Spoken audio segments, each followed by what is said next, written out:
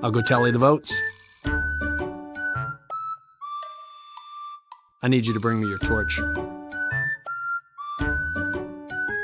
This is where we learn who is the ultimate survivor.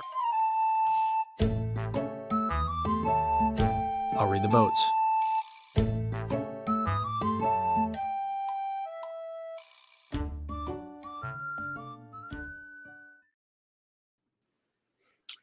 Hello and welcome to another episode of Got Something For You. Look, our father, Mr. Matthew Fink, is out today, so the kids are playing. I'm joined by Ali. Ali, how you doing?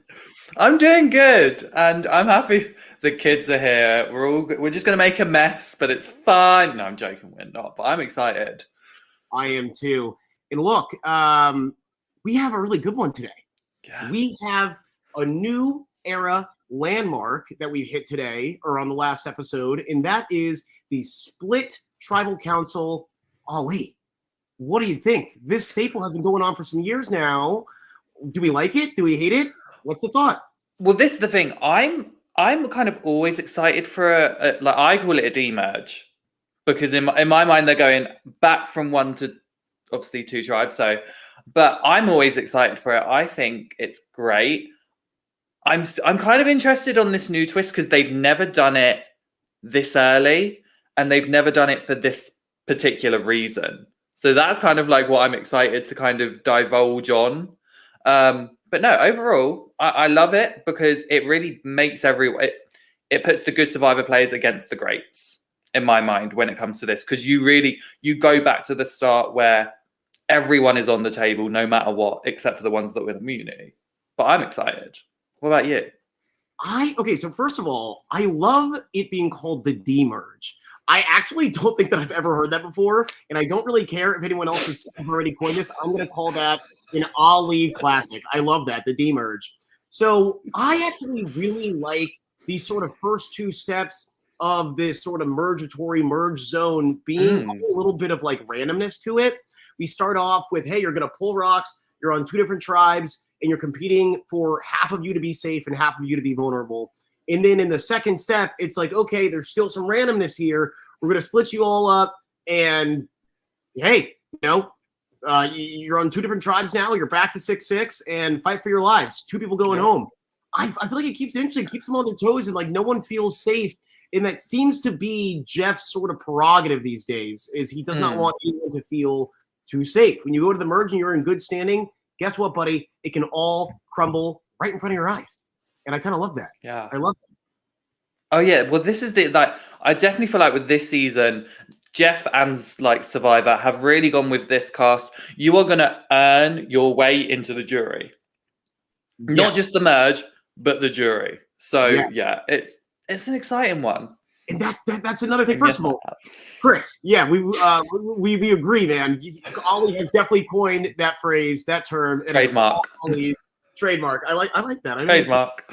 He has all these cool things coming out. See, look, Matthew, we're having too much fun without you. So let's get into this. But I was just going to say, I also really like the fact that they have you fighting for even being on the jury. Like, that's wild. Nothing is guaranteed anymore. It's not like, oh, okay, I made it to the final 12, like I'm automatically on the jury.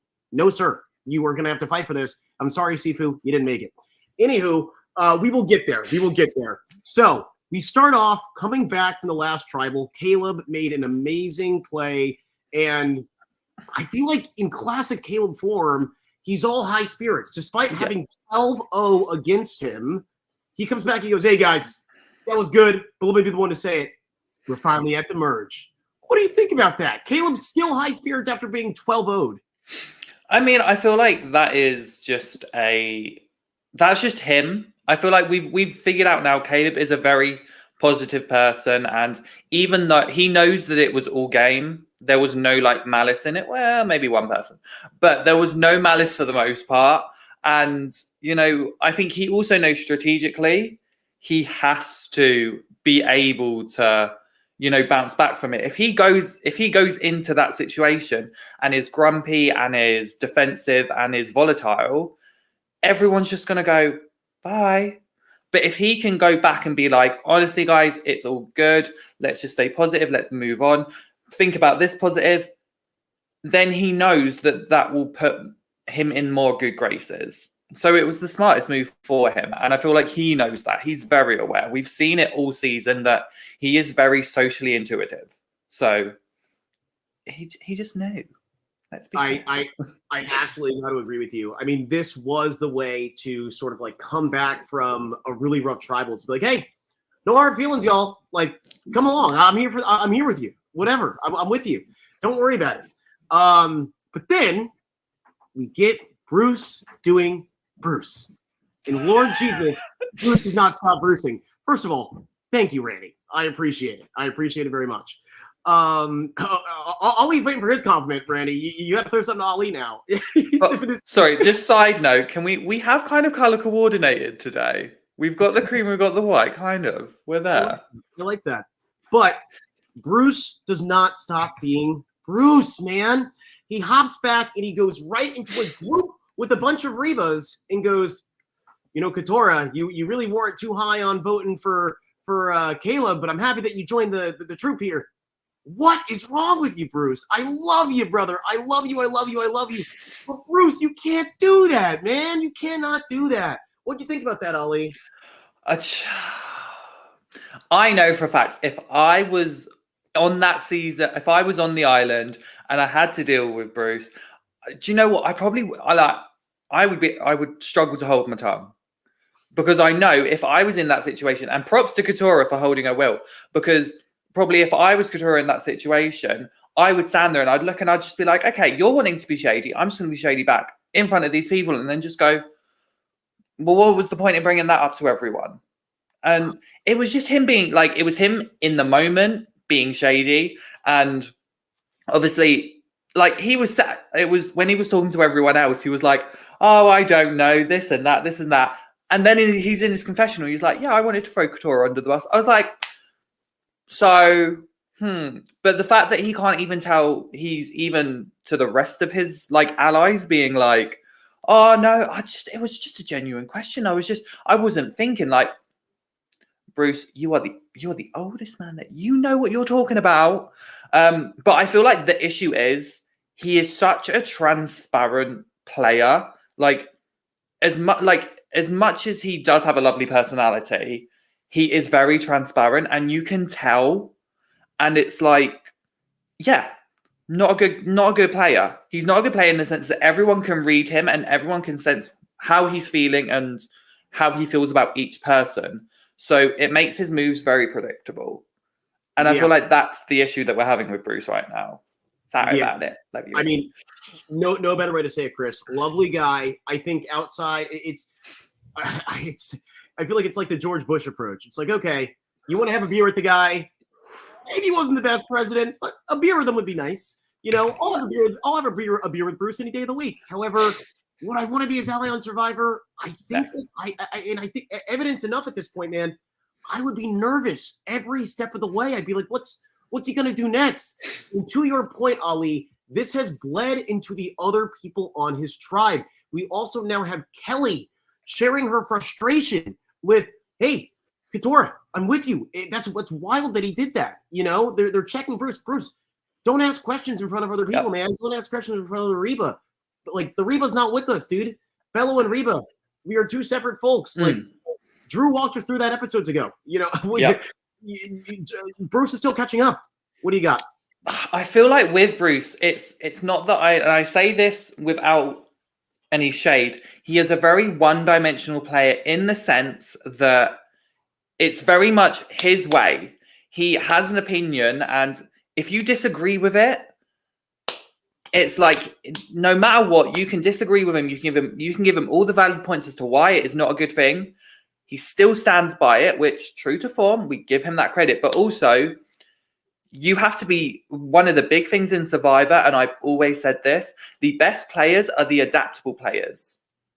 They are the ones that can able to adapt, even if that is, okay, I've done this wrong. What can I do to adapt and change it to counteract that?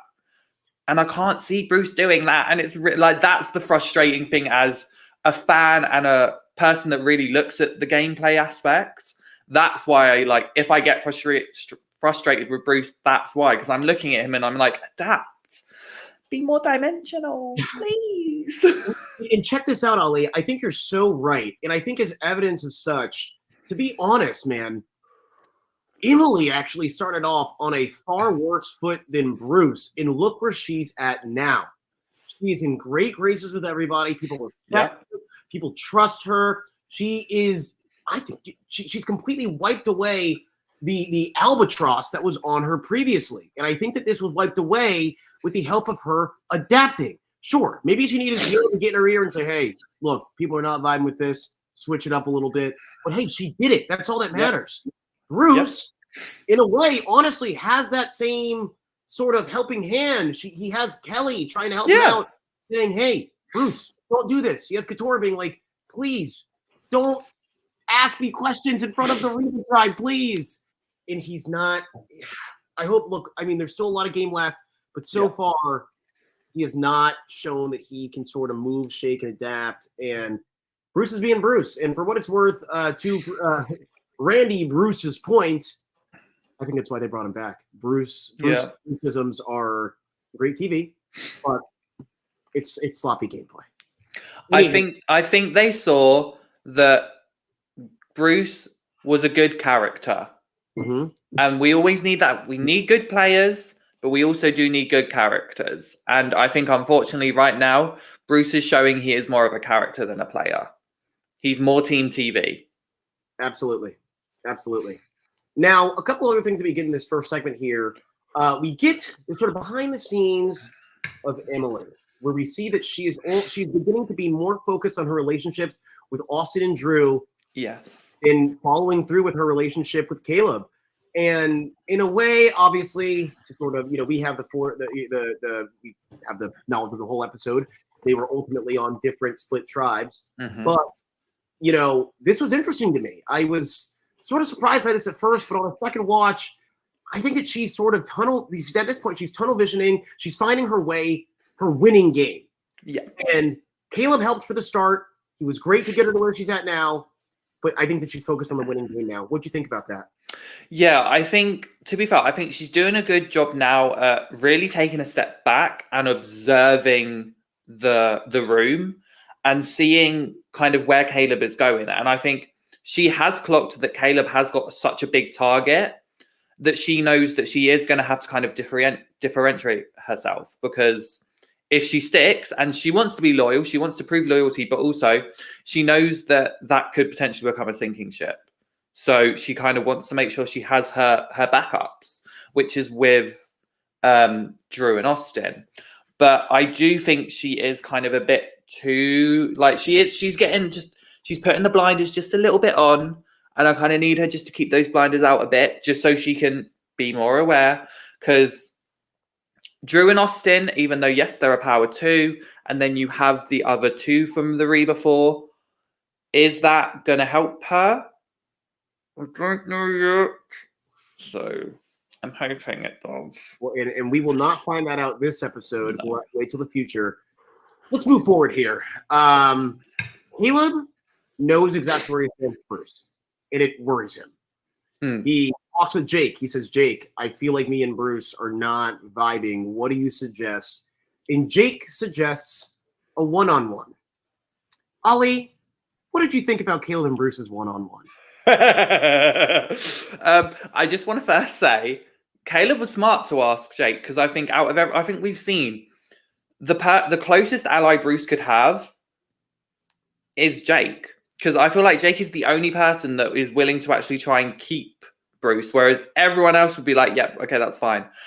Bruce, to me right now, is very much a trophy boot. And I say that as in, he is someone that is kind of this person that everyone can say, and that's, yeah, that's the move, easy. And it's this big kind of shiny move that's over here in the corner that everyone looks at and goes, okay, this is a move we can all do. It's just, when do they all agree to do it? Sorry, that was a tangent. But the Kaleb and Bruce one. Oh. Do you know what it was? It was when, because I'm not going to lie, when Bruce was given all those schematics and mantras, obviously British went right over my head. He was talking about American football. I was like, But it was when, I think it was in the confessional, he talked about Kaleb needed humbling. He had just had 11 votes cast against him, and he came out with a lot of maturity. Bruce, I'm sorry to tell you this. Kaleb needed, and I'm sure he knows this, Kaleb needed no humbling in that moment. Kaleb wanted to try and work with you and try and mend this bridge. Unfortunately, it came across through the editing that Bruce was just trying to basically give him a lecture and a lesson when it didn't need to be done. I don't even know the quarterback. Sorry. That's all I heard too, Chris. The quarterback, he talked about, quote unquote, giving him a check. He goes, I'm checking Kaleb. I'm going to check in here. And Caleb's just sitting there going, he's talking to me like one of his kids. And I will say, to Bruce's credit, even Bruce realizes this. He goes, I'm talking to him like one of my kids. I mean, I'm being the dad right now. And it's like, you got to realize that a little bit earlier and like, stop yourself, man. You got to realize like when you're going too far, because I don't think that was the best look. I really don't think that was the best look. And I think in Survivor, you never want to check anyone like you're their parent. And that just goes for everyone. I'm not talking about anyone that is a parent that goes on Survivor. This is anyone. If you were to check someone, check them as your friend. Because then they'll feel like it's their friend kind of giving them like the reminder that they need. Whereas, because let's be fair, in society, if a friend checks you, you know that they've got your best interests. But if your parents try and check you, you have that little thing of, oh, why am I doing that? Like, why are you just on my back? And that, I think that's where it could have been a lot easier. If Bruce did it from a friendship standpoint, would have been fine. But you could tell he was doing it in dad mode. And I think that's where it was an issue with him. But yeah, it was very funny to see. Now, this is where we get the Kelly trying to help Bruce scene. Kelly tries to help, fails miserably, to no fault of her own. Bruce is gonna Bruce. Yeah. What do you think about that scene? And give me 1 second. I'm gonna be troubleshooting something real quick. But no, you're fine. But I feel like that scene, it really kind of just showed Bruce, as I kind of referenced last time, as him being a one-dimensional player. Because again, when we saw Bruce and Kelly, it was very much Kaleb and Emily at the start. Kelly was kind of just all she was trying to do was give Bruce the info. And Bruce was just like, it was like the wall. Bruce was like, okay. And I feel like, and that's where you see how good of a game player Kelly is. Because Kelly has kind of now knows, is very aware. She's like, I'm not going to get through to this guy. So it's not even the fact that she's realized he's someone that she can't manipulate. It's the fact that he is not going to, from the editing standpoint, he's not going to listen to anyone. And if you're not willing to listen, you're not willing to progress and even have good jury management. Yeah. And I think what's really interesting here is, we don't just get Kelly talking to Bruce. We get Kelly's confessional, where she goes, I'm giving him genuine help and advice here. She's not going there going, oh, I'm trying to manipulate him. I'm trying to, whatever. Yeah. She's genuinely just trying to help this man be a better player. And I don't think that Bruce really took to it too well. No. Alas, Jake and Kelly, they desperately want to keep OG Bello together. And they have a conversation by the water well. And they say, look, as difficult as Bruce is, I know Kendra and Bruce don't really get along. We got to make this work. What were your thoughts on that? This is the thing. I feel like they are, but like Kelly and Jake are very good players. I feel like a lot of Bello are very good players. It's just the fact they want to keep Bello strong, but because this has always been my thing with kind of both tribes. They are trying to do tribe v tribe. And I'm like, it's very old school. Like, obviously, like, what they want to put on one of the others, which is okay.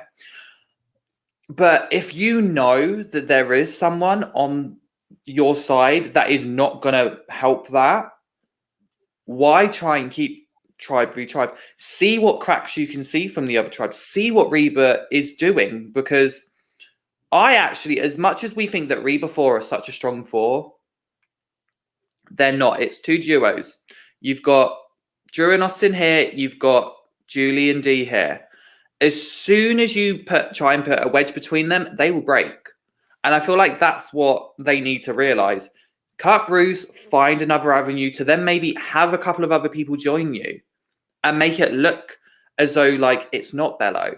Because they could easily maybe keep, say, Katurah or Kendra, say it's them 3, and then add 3 more people. They could add Drew, Austin, and Emily. Just say, hey, it's this 6. But then keep that extra person there and then go from there. But yeah, it was... I think that they are 2 very good players. I just think they are trying too much to stay so strong and just almost deal with Bruce when they're going to get sick of him. And then if Bruce finds out, if we saw what happened when Bruce found that out about how Kaleb was feeling and how Katurah was feeling. As soon as Bruce knows that, you haven't got an ally in Bruce. And then you've been trying so hard to keep him and him to screw you over. I mean, it won't make him win, but it would just screw everyone else over. That is a fair point. I really like that call out, actually. Now, moving on, we get to the challenge. They get there. They see a bunch of polls. This is a Survivor Classic. And Jeff says, we're going to be drawing rocks because this is going to be a split to 2 tribes. 2 people are going home. The tribe breakdown is Jake, Austin, Kaleb, Dee, Julie, Katurah. On the other side, we have Bruce, Sifu, Kendra, Kelly, Drew, Emily. Did you have any initial thoughts on the tribes? I can't remember now which side it was. There was one side I was very interested in because it was so split. But I think they were both very even tribes. Like, I agree. Apart from like when we saw the mergatory 2 tribes where it was quite off balance, kind of in a brute strength sort of way, this was very balanced and I appreciated it. And I just have to say, I love this challenge. This is one of my top 3 challenges. This is one of the 3 challenges I would love to do on Survivor. This one and 2 others, but yeah, I was excited. Also, can we just talk about the necklace? Oh my gosh. Oh, so beautiful. I thought it was so pretty. It was beautiful. And you're right. Thank you for calling that out, Ali, because you're right. We got our first look at the individual immunity necklace. And it was gorgeous. I thought the same thing with the peacock feathers. The first, yes. It was gorgeous. And they pulled out the second one. Beautiful, beautiful, beautiful, beautiful. So I will buy that. However much they need me to pay, I will buy that. Put it on the store, on the CVS store. Let's do it. Paramount All Access. But look, Dee and Kelly pull it out. Were you surprised? How'd you feel about that? Were you happy? I mean, as soon as we saw that, like any Survivor fan knows this challenge. Just for safety, the trampoline. I mean, let's be fair. We finally saw, because we know Matthew loves to talk about through lines. We saw a through line. These big toes. They helped her out. There's a reason it was mentioned. There's a reason. There's a reason. But yeah, no, I was really happy to see kind of these 2 because I feel like people, like, not viewers, but I feel like some people in the game have sort of underestimated them. Like, people haven't really been putting them in contention physically. So to see them 2 win, I was like, well done. Like, I thought they both deserved it. But I think you can tell in this new era of Survivor just how much that is a struggle now, because we've seen this challenge go before and it's gone on for so much longer. Like, they've lasted hours. I think this only lasted like 20 minutes. Yeah, 20 minutes. I will say this. The poles are thicker than they used to be. Yes. And the footholds are smaller. Yes. I did see that call out somewhere on the internet. But what I think is really interesting about this is that one of these tribes, I mean, look, they're both going to tribal. However, one of them, the person getting voted off is not going to make jury. whereas the other one, they will. That is a huge deal. And I think that we saw that a little bit. I know we never used to, we never really focused too heavy on the challenges here. However, I think it was interesting that, like, there was that added pressure for Kelly to stick it out despite the fact that she had already won individual immunity for herself, because she now has this burden of, hey, you are literally going to be keeping someone from jury if you lose to the other tribe. Yeah. Did you feel that extra pressure from the TV screen there? Yeah, and as much, like, I'm not gonna lie, I have very mixed feelings about it, because I know that if I was in that situation, I really would hate it. But I also think from a production standpoint, I think they have finally nailed why you would do, like, reasons why to keep going. Because for the longest time, it was always just a reward. And as much as we know that on Survivor that is so key, that it's like, okay, you'd have your own self-indulgence of, I really want to win that for myself for food. Whereas this time you had the added thing of, you won't make jury. So you're now sat on there and you have the mental worry of, if I lose this, even though there is someone I want to vote out, I'm actually not allowing them to be on jury. Like, I would be taking the jury away from them. Even though they've made merge, there is that jury aspect. And that is going to play with their minds. And I think you saw that in both Dee and Kelly. You could tell how much they were fighting just for each other. For their respective sides. And I think that's what I really appreciated. And I think that's where I really did root for both of them, because they were showing so much grit for other people. And that's, like, you rarely see that. Like, you'd never see that on Survivor, like, doing it for someone else.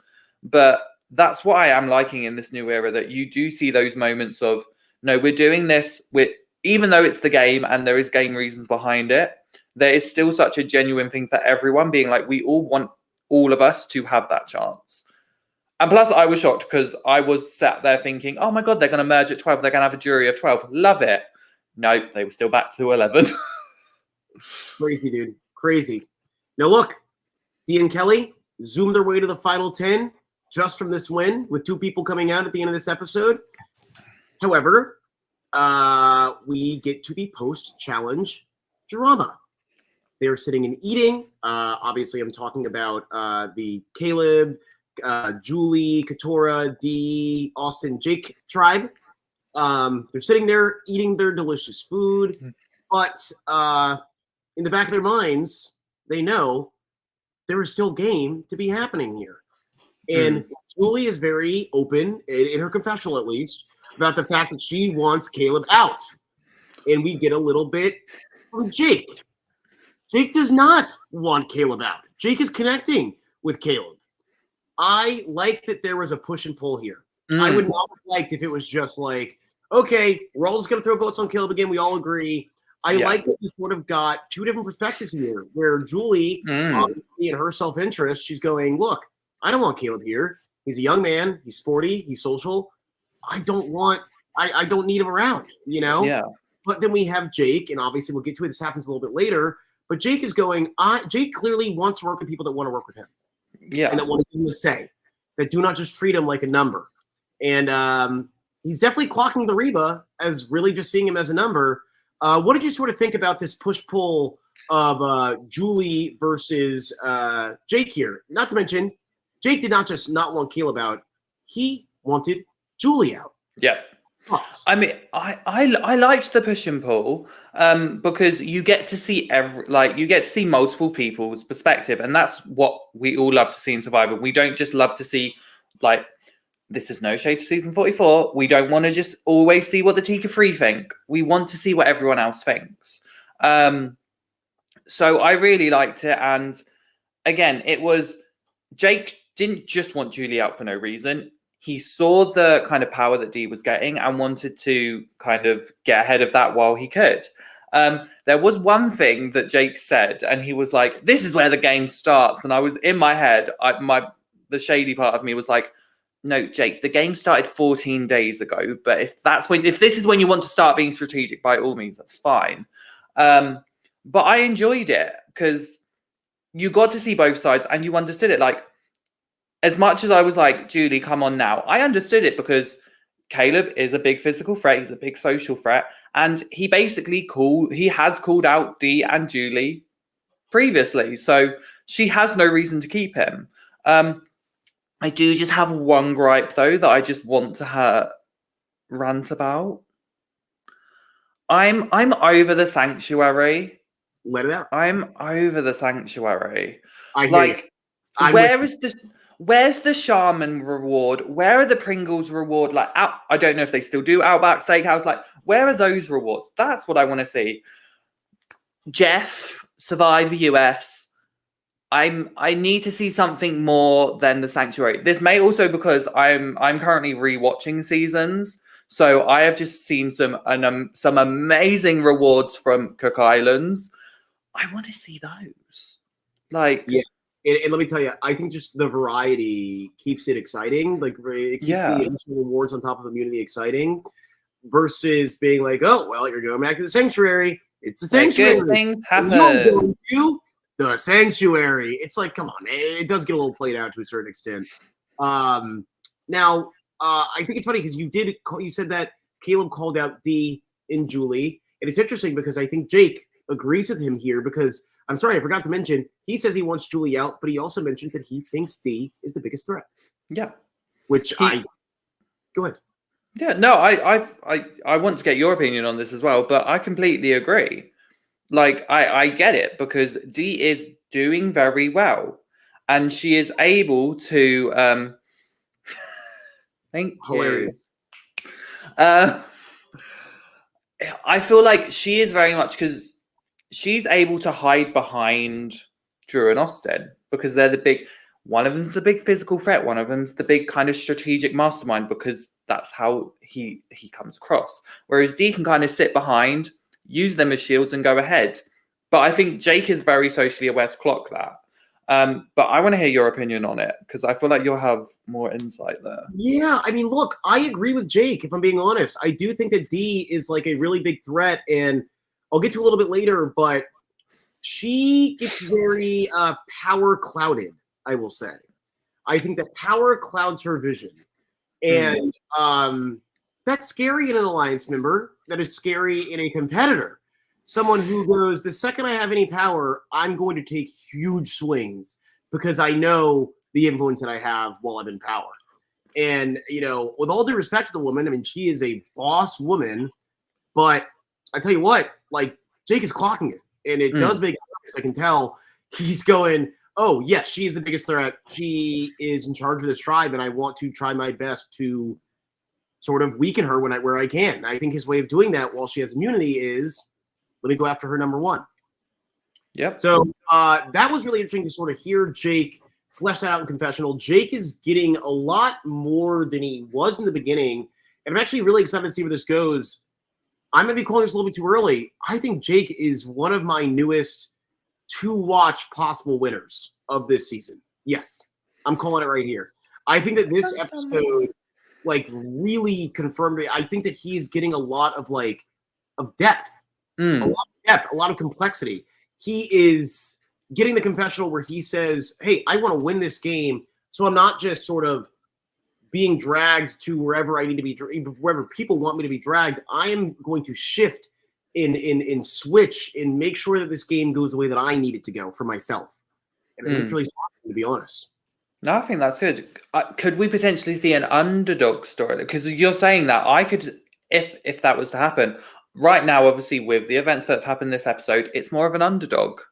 We could see him right now being at the bottom and then finding his way to the end, which would be interesting to see. Because I was very unsure of Jake at the start, and now I'm kind of warming to him. I'm seeing.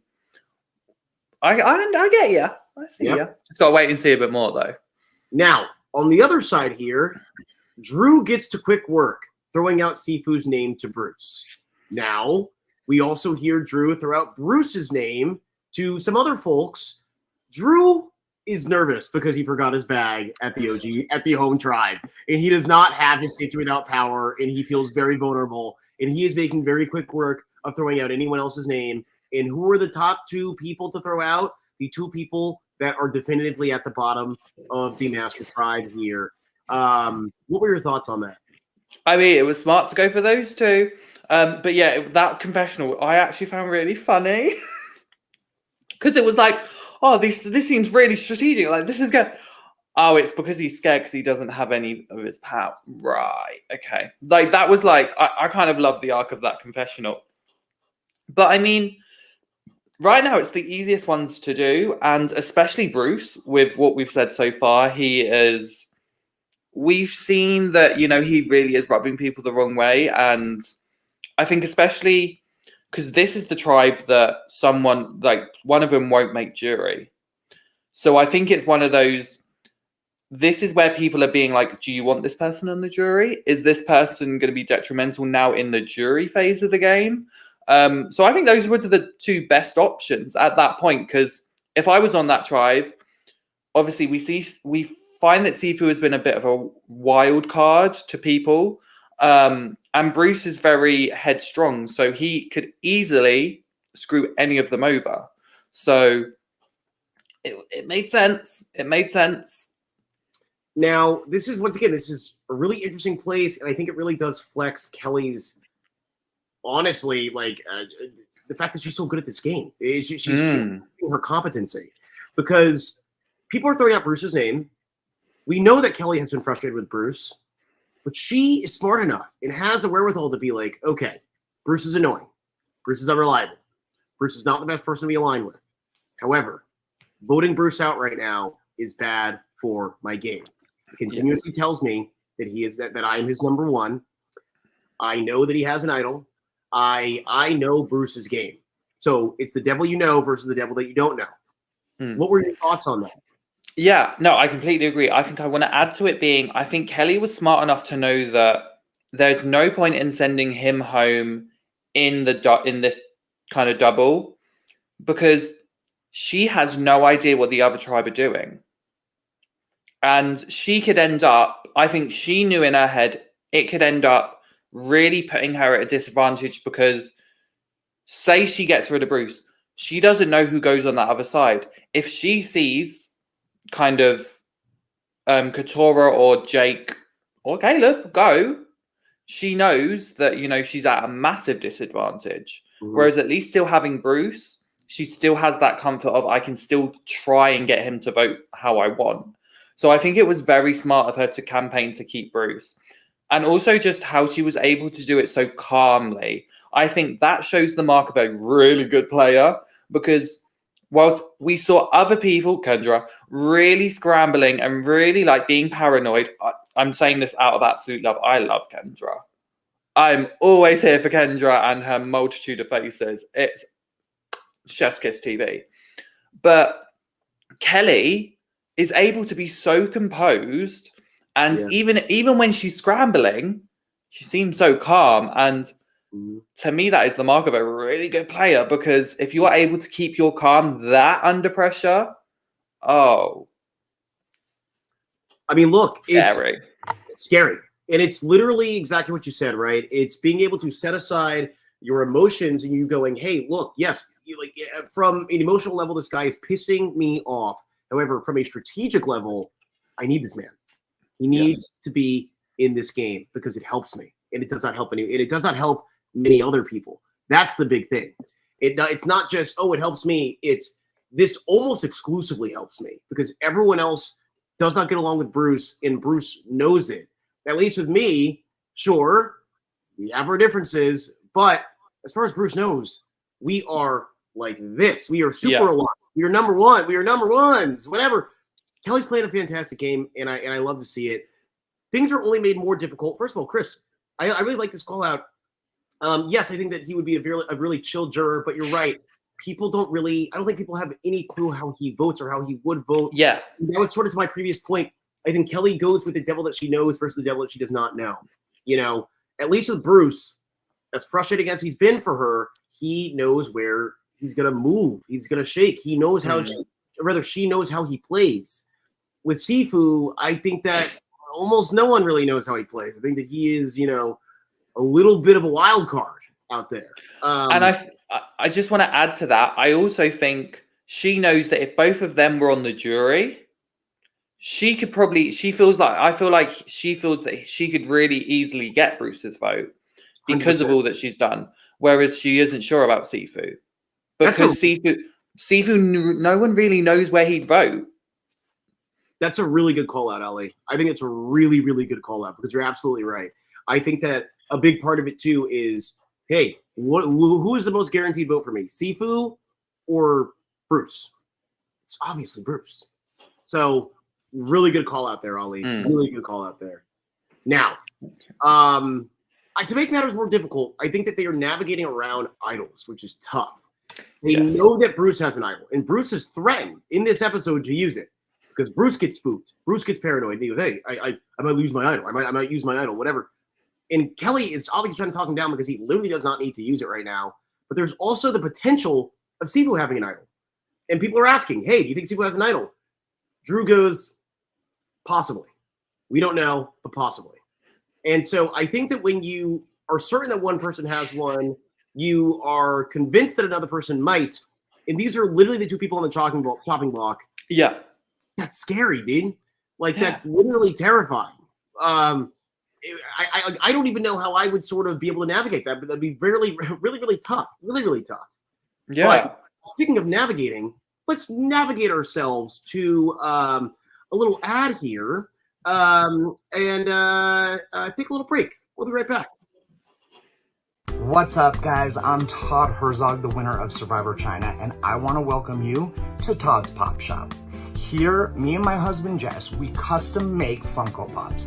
We'll make literally anybody or anything you could imagine.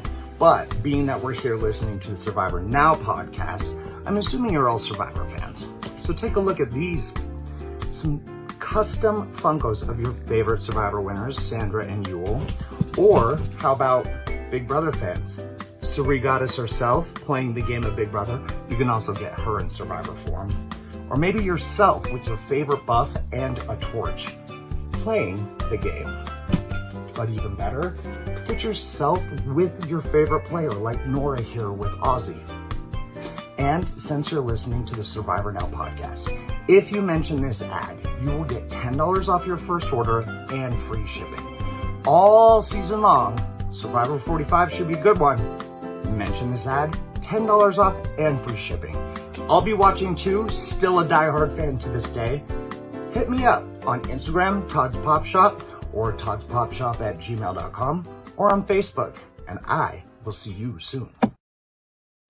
Hi, Todd. See you soon, Todd. I will see you soon too, my friend. We are back. Thank you for that. Now let's move forward. We are still getting some tribe dynamics before tribal. Let's go back to our other tribe where Dee is reigning supreme, and she is in the water talking with Austin. She has the queen crown on. She looks good in it. However, her and Austin are not seeing eye to eye. Austin is essentially in the water with her, trying to convince her, hey, it might be a good thing to keep Kaleb in. He's a big threat. He'll be a shield for us. Dee is having none of it. Thoughts? Well, this is the thing. I saw that, and then I think Austin did a very good kind of adapt jump to be like, okay, it's very clear I'm not going to convince them. So if I can't get them to go, if I can't get them to keep Kaleb, I will just give them reasons too. Because I feel like I could see him using a lot of social paranoia, because you saw him bringing up the fact that Kaleb was the one to bring up the Reba women. And I also feel like you could see that Dee was like, no matter what you say, I want this. And actually, I actually think, again, thinking back, we said it, Julie had a right to say it, Dee has a right to say it. And I feel like Austin kind of clocked on that Dee and Julie are going to feel more comfortable with Kaleb gone because he has openly mentioned them. So I think he knew that if he pushed too much, they would have been like, why are you trying to save this person that does not have our best interests? And it would have really gone back on Austin, because Austin's done a very good job at minimizing his threat level right now. Because I think we didn't mention this at the start of the episode, but lest we forget, he didn't vote last tribal. No one's noticed, not even Drew. Everyone just keeps saying 12 votes, 12 votes, 12 votes when there was only 11. So I think he was really smart to kind of switch things up and just go with the flow on this one. Also, we haven't mentioned the tribe have a new name. They actually have a merged name. Oh my gosh. I think I didn't want to mention it because I have no clue how to say it. Do you want to Shall I try? Shall I try? Dakuwaka. Dakuwaka. That's what I'm going with. How do you think they got to that? I have no idea. I have no idea, but I'll do some investigating this week, and then maybe next Sunday I'll find out. Look, it beats the Dirty 30 merge tribe, Murica.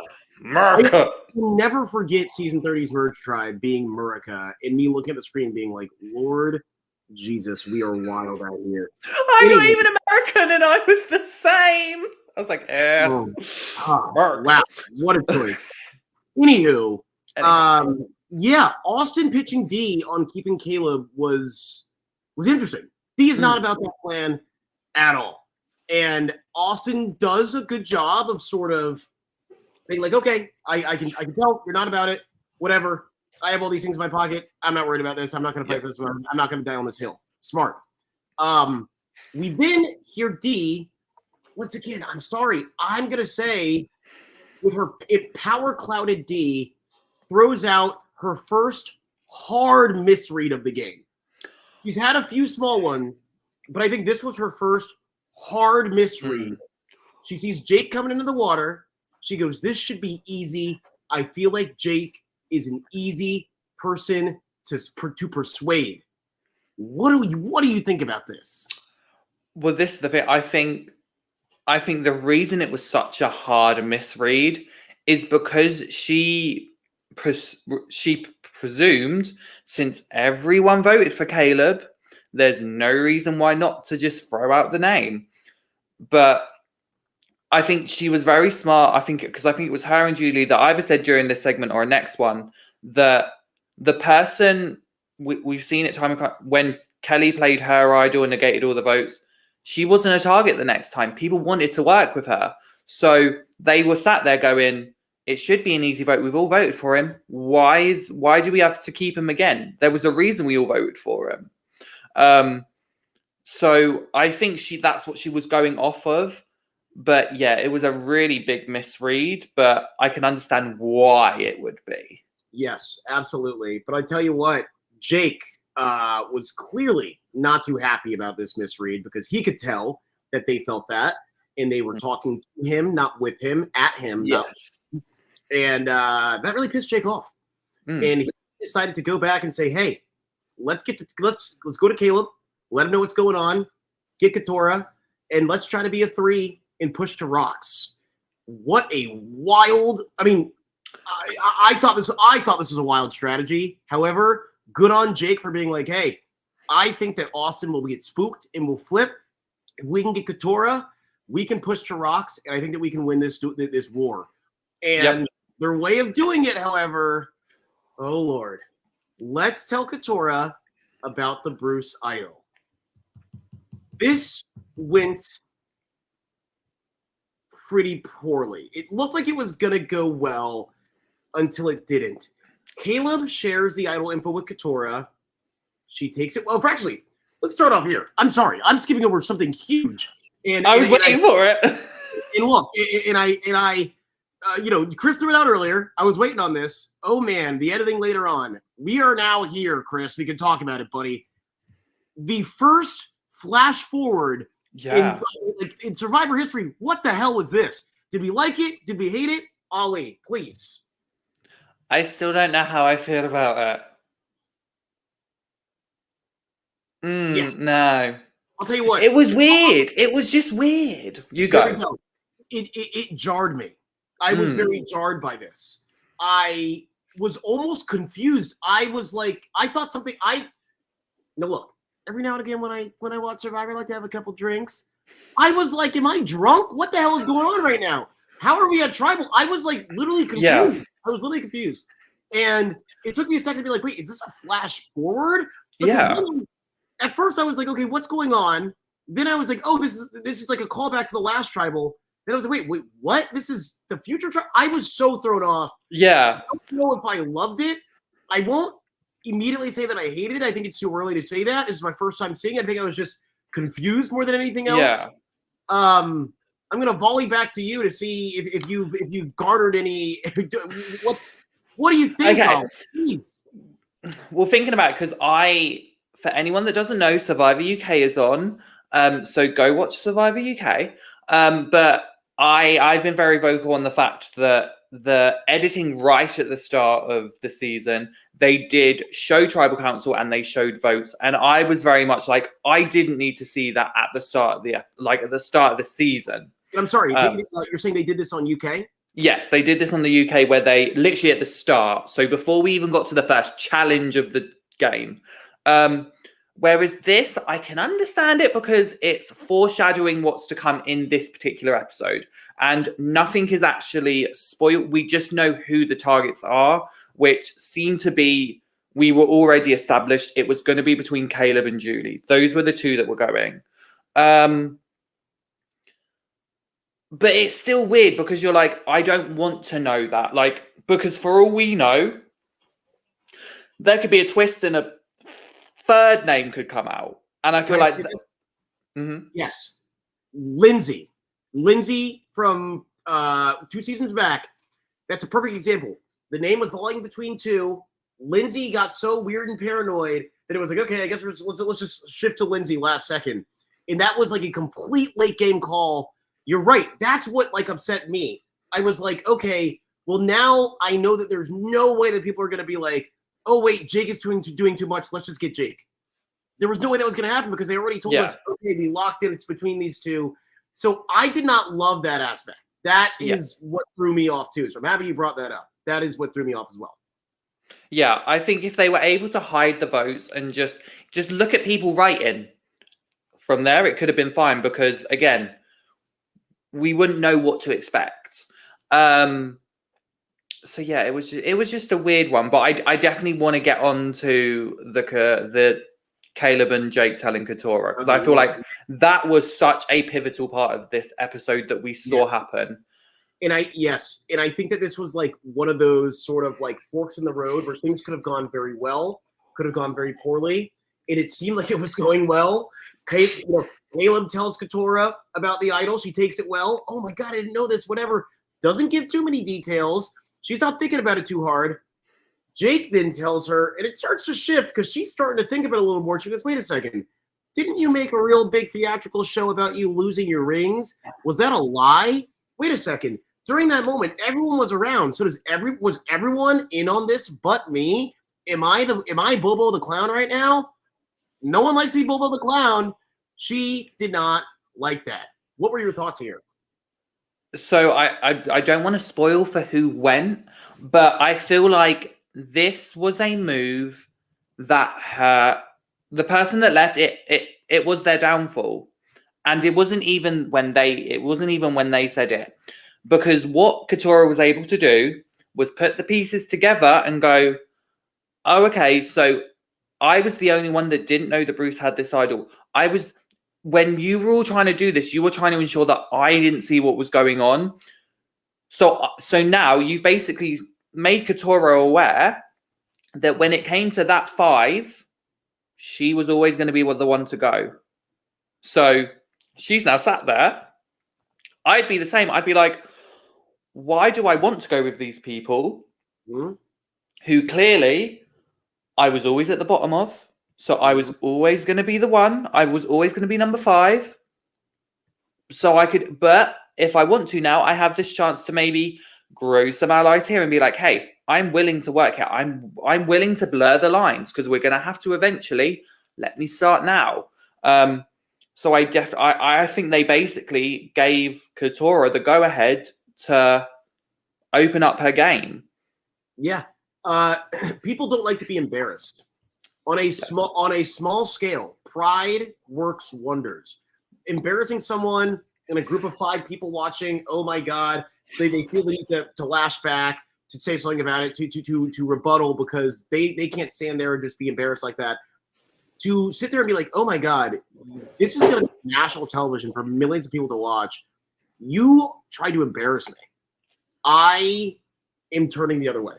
You know, I can be with you, a group of people who tried to deceive me, who tried to put the wool over my eyes, tried to embarrass me, or I can go the other way with the women who, look, we might not be aligned yet, but they have not done anything wrong to me yet.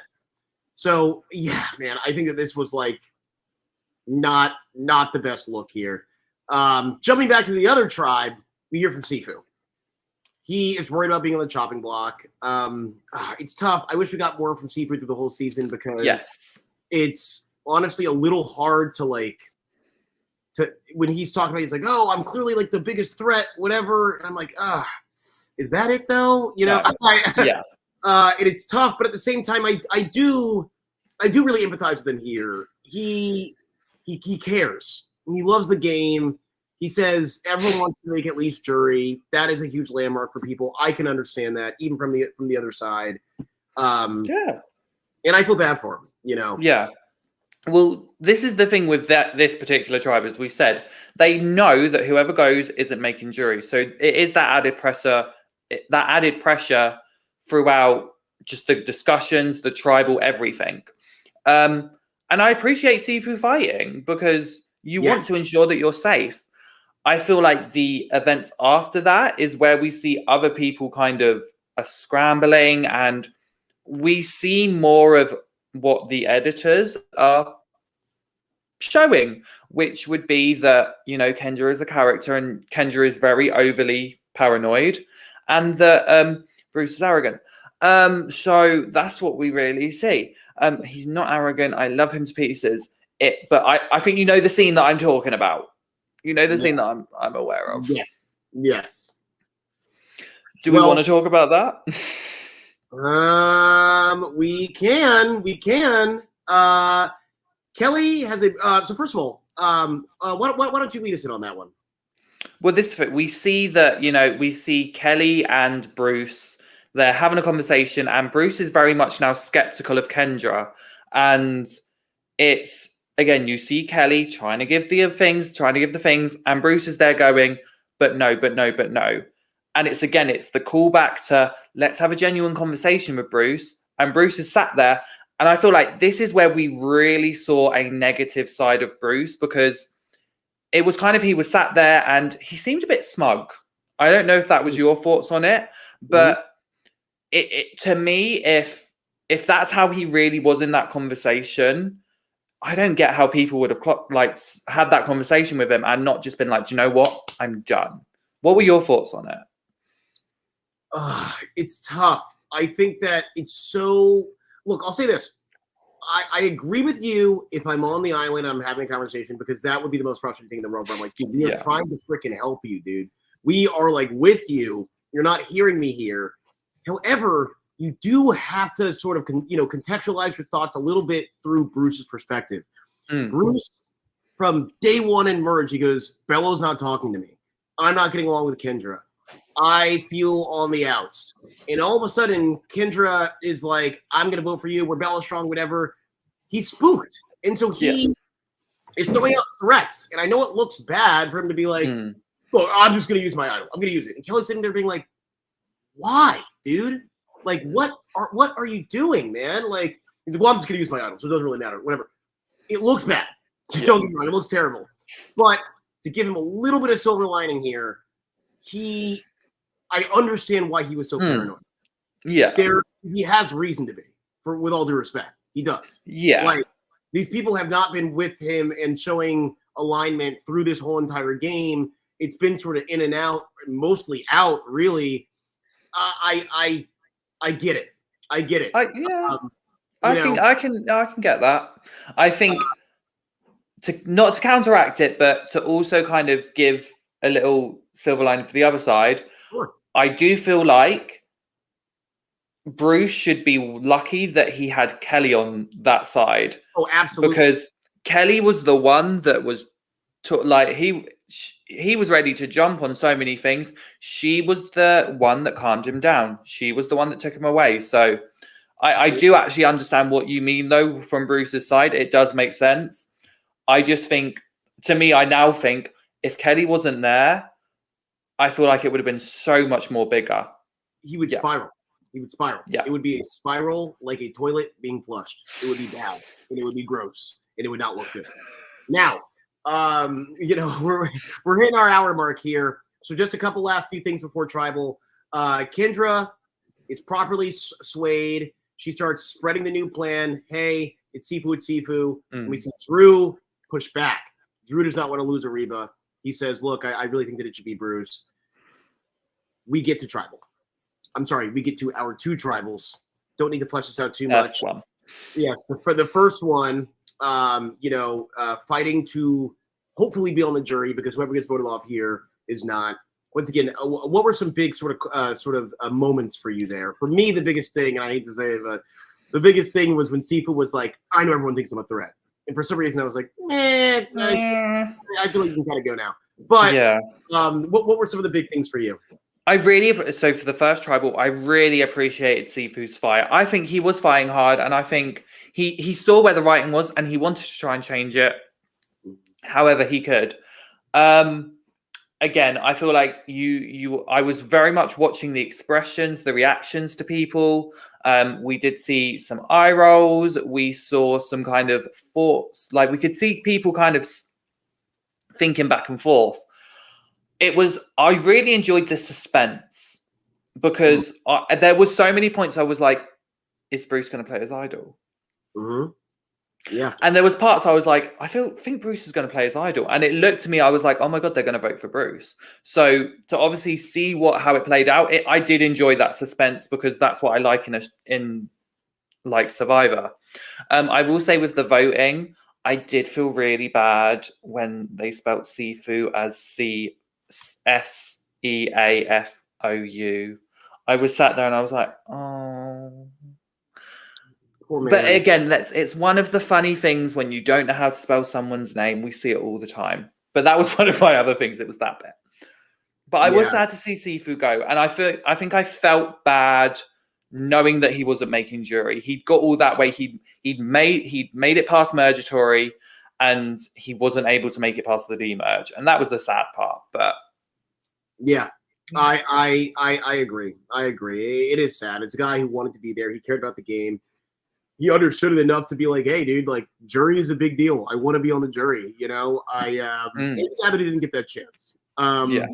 Pushing on to our next Tribal, I do think was a little bit more of the interesting of the two. Will this huge character and like winner potential in Kaleb make it through or not? He ultimately does not. Any big highlights here? I feel like we really saw throughout the Tribal that, Katurah really had the power. And for me, that was refreshing to see because we haven't really seen Katurah yet in this power position where she can control the vote.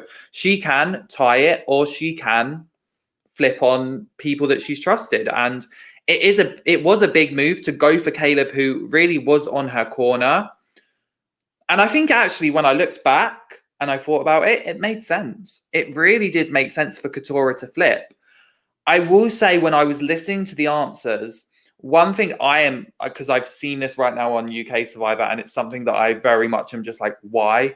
There was a lot of misting with people's answers. And I say misting in the sense of there's misting where they're trying to give you something, but actually you're not getting anything, but they're doing a good job at looking like they are. And then there are people that are literally just misting and it's them just literally spraying, but really not doing anything. Like it's clear they're basically misting and going, I'm not telling you anything, but just here's some mist. So that's what was really like. I wanted them to kind of at least give something, whereas it was literally like, I'm not giving you anything. And then literally tried to act like they weren't. It was just that. It's like, no. And I'm like, just do something. I'll say this about this Tribal, because this is sort of my big takeaway. And what I wish Katurah did, to be completely honest, I wish that she waited to flip until after. I wish that she waited to flip on a revote. I wish that she stuck with Jake and Kaleb, saw that, hey, the plan that I was told is a plan that we are going for. Can we flip Austin?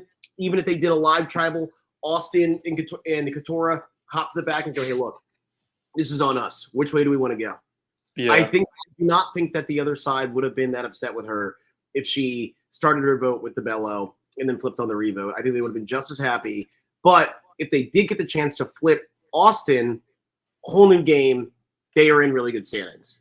So it's tough, obviously. Like, you know, I do ultimately think that she made a very good decision.